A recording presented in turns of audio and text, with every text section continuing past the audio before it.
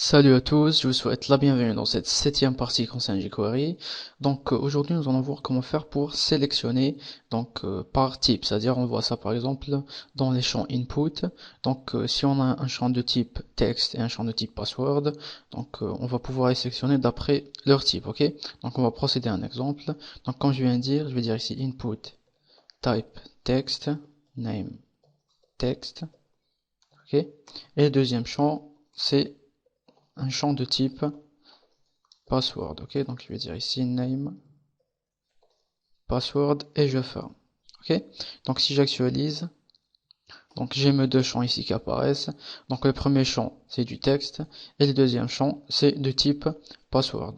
Donc si j'ai envie de sélectionner uniquement le premier champ de type texte, donc ce qu'on va faire ici func.js, donc on précise toujours $ entre parenthèses, donc on précise ici deux points puis le type de notre champ. Donc puisque c'est un champ de type texte, on va dire ici texte et on va attribuer ici un événement, je vais dire mouse over, donc function, ok. Donc je ferme et je vais alerte. Par exemple, c'est un champ de type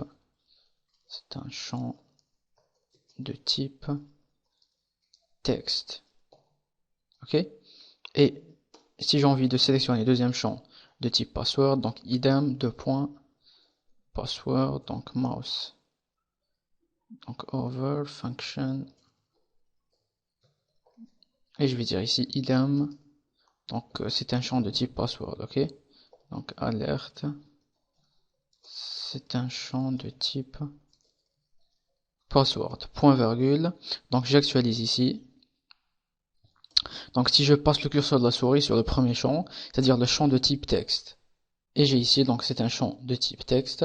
Donc si je passe le curseur de la souris sur le deuxième champ, et j'ai ici, donc c'est un champ de type password, ok. Donc on a parfaitement sélectionné nos éléments d'après leur type, ok.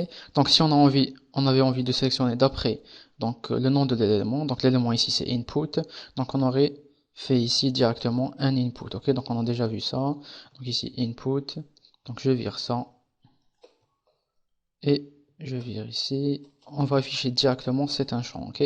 Donc si j'actualise ici, donc si je mets le curseur de la souris sur le premier champ, j'ai ici c'est un champ, sur le deuxième champ, j'ai idem ici, c'est un champ.